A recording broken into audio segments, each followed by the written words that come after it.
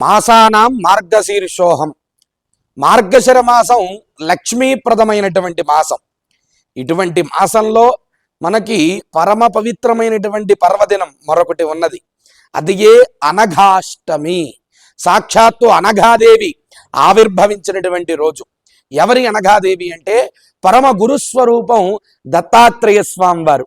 భక్తి జ్ఞాన వైరాగ్య సిద్ధులు ఇచ్చేటువంటి స్వామి.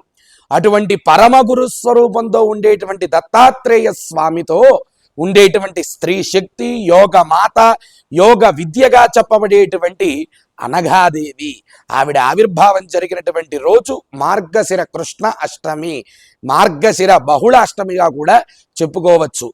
అనఘా లక్ష్మిగా, దత్తాత్రేయ స్వామి పత్నిగా మనకి పురాణాల ద్వారా తెలుస్తున్నటువంటి అనఘాదేవి యొక్క వ్రతాన్ని ఈ రోజున మనం చేసినట్లయితే అష్టదరిద్ర్యములు కూడా నివృత్తి అయ్యి అష్టైశ్వర్యములు కలుగుతాయి అనడంలో ఏమాత్రం సందేహం లేదు.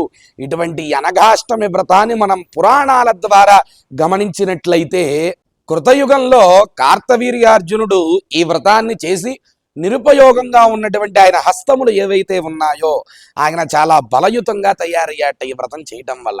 12,000 సంవత్సరాలు జీవించి దత్తాత్రేయ పరంపరను, దత్త సాంప్రదాయాన్ని, దత్త వైభవాన్ని లోకానికి చాటాట మహాదత్త భక్తుడైనటువంటి కార్తవీర్యార్జునుడు. అందరూ కూడా గుర్తుపెట్టుకోండి ఈ మాటని.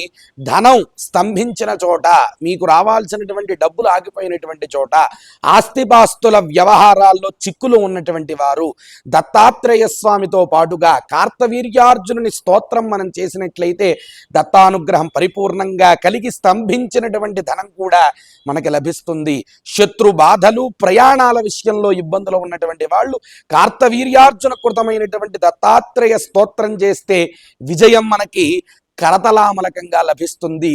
ఈ కలియుగంలో కలికల్మష చిత్తులమైనటువంటి మానవులకు ఈతి బాధల నుండి ఉద్ధరింపబడడం కోసం, ఘోరమైనటువంటి సంసార సాగరంలో ఉన్నటువంటి మనందరం ఉద్ధరింపబడడం కోసం అష్టసిద్ధులను ప్రసాదించేటువంటి అనఘాష్టమి వ్రతాన్ని ఆచరించినట్లయితే అనఘాదేవి కృపతో పాటు దత్తాత్రేయ స్వామి పరిపూర్ణమైనటువంటి అనుగ్రహం కలుగుతుంది. అనఘాసమేత దత్తాత్రేయుడు అంటే పాపములు పరిహరింపబడినటువంటి వాడు మాత్రమే, పాపములు లేనటువంటి వాడు మాత్రమే దత్తాత్రేయ పాద సమాశ్రయం చేయగలుగుతాడు. ఇటువంటి పవిత్ర అనఘాష్టమి రోజున అందరూ కూడా అనఘాష్టమి వ్రతాన్ని చెయ్యండి. చేయలేనటువంటి వారు కనీసం అనఘాసమేత దత్తాత్రేయ నామాన్ని 21 సార్లైనా అందరూ కూడా జపించండి.